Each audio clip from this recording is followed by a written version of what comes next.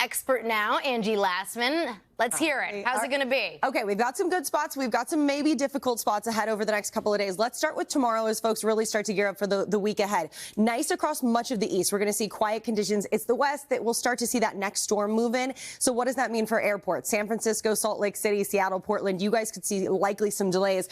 But out east, there will be quiet weather, but some gusty winds. That could be problematic for flights from Boston down to Washington, D.C. We'll see here on the roads, nice conditions, basically east of the Rockies. The Rockies is really going to be one of the spots where we'll see that heavy rain, that mountain snow could be a little difficult there. Looking ahead to Wednesday, a little bit of rain across the Tennessee Valley. Otherwise, nice conditions for Detroit, Chicago. It'll be a little chilly and more of that snow and wind across the Rockies. Again, another trouble spot, Salt Lake City and Denver, where you'll likely see some significant disruptions. For the east, just maybe looking at a couple of spots like Boston and New York where we could see some difficulty when it comes to air travel. On the roads, that heavy snow, the strong winds, all going to be problematic. But again, across the east, not a whole lot to complain about on Wednesday. As we transition to Thanksgiving Day, though, that's when things start to ramp up for the east. Notice how this heavy rain is stretched across much of this region. We'll see nicer conditions out west, but this is going to be problematic for those roads. Notice I-65, I-70. We're going to have wet roads for sure during the Thanksgiving travel across that day. And out west, we'll still see a bit of snow for parts of the Rockies. This is going to be something we'll have to watch here, guys, as folks wrap up that travel on Thursday and head into Friday, of course. All right, Angie, thank you for that. And we'll get the rest of your national forecast in just a few minutes.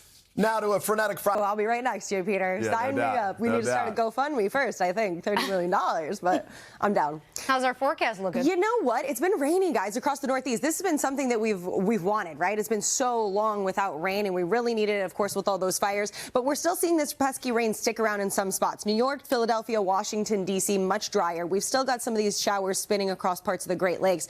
But notice, stretching from Maine down to especially Boston, we still have some of that heavy rain working through and some of that mountain snow. This will be with us at least through the afternoon hours in northern portions of New England.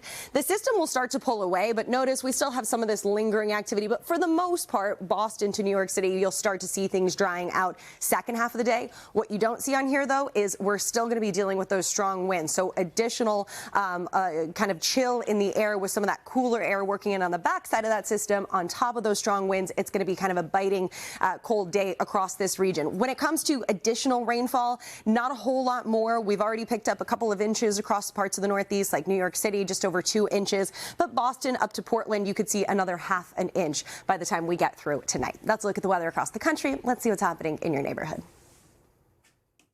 With a chilly forecast, Angie. Yeah, it's a little chilly out there, Joe. You got that right. We've got those alerts up across parts of the southeast. So Montgomery, Jackson, you're waking up to these freeze warnings. We've got a frost advisory for Valdosta. And here's why. Temperatures into the 30s in a couple of these spots. Notice Tuscaloosa sitting right at freezing. We've got upper 30s for Atlanta, Columbia, Charleston. An extra layer going to go a long way this morning as temperatures currently sit into the 30s. But how do we shape up through the second half of our day? Well, we end up a little below normal across this region, but into the 50s nonetheless for Atlanta, mid 60s for Mobile. If you're looking for the warmer than normal temperatures, or at least 70s, we've got Dallas, Roswell into those low 70s. We've got upper 50s for Springfield, so that's where temperatures are kind of more mild, at least for the time being. New York City hits 50 degrees today, but that warmth will spread a little farther to the east for tomorrow. So Chicago, you're going to be above normal into the low 50s, still an extra layer or two needed, but temperatures not exactly on the chilly side for folks there. We've got mid 60s for Raleigh, and Savannah ends up into the upper 60s, 80s still, though, for our friends in Houston. But here comes the cold air, especially as we get into next week. For parts of the plains, we dip down to the teens. We've got Chicago that goes from the 50s on Monday to the upper 30s on Wednesday, 40s on tap for midweek in Cincinnati. That's a look at the weather across the country. Let's see what's happening in your neighborhood. We are back with your pop start. What you got, Joe? Hey there. First up, we have mixed reaction, I think it's fair to say. He was pretty uniform. That's going to be a heck of a house with 4 girls running around. So fun. Good for them. Congratulations. All right, in case you didn't catch that, yes, she took Meryl Streep's Wikipedia page, won all those Oscars. Close reading there. Megan Hilty pretty good in her own right. The show, if you're in New York, the show is hilarious. Yeah. It's just funny and campy. It's beautiful. All right, Joe, appreciate it very much. Yep. You guys see you there?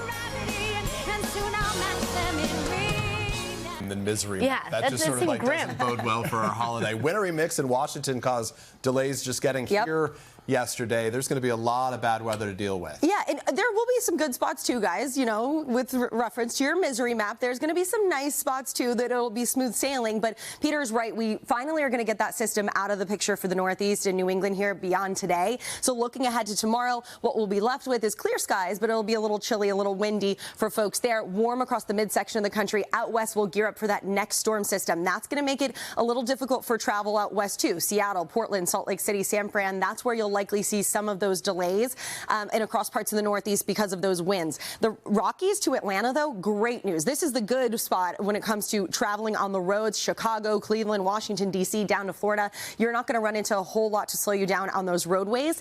As we look to Wednesday, though, we start to ramp things up. We've got a storm system across parts of the Rockies. Again, that snow and wind, that's going to be bumpy for travel. We'll see a little bit of rain for places like St. Louis, so you could expect some delays there. We'll see those disruptions potentially for Boston and New York as well. And on the roads, it's going to be, again, the heavy snow and, of course, those strong winds across the Rockies. That's going to be leading into Thanksgiving. Thanksgiving Day, though, all of that rain shifts to the east. We've got really heavy rain and some potential snow across parts of the interior Northeast, stretching down to the Gulf Coast. This, of course, is going to be difficult when it comes to flying, but also those roadways. That's going to be a difficult travel on Thanksgiving Day, guys, across the Southeast for sure. All right, Angie, thank you so much. Gravity with the weather forecast over there. Oh, yes. Big week ahead for travel, of course, guys. Nice conditions across most of the southeast and stretching into the southern plains. We do still have this little system spinning offshore, leaving us with some lingering showers and some snow across parts of New England. Big picture look for temperatures. Cold air across the Great Lakes and parts of the northern plains, but mild for our friends in Texas. You're going to see temperatures in the 70s today. We've got 50s and 60s across the southeast, so a little on the cool side this morning and mild by the time we get into late this evening.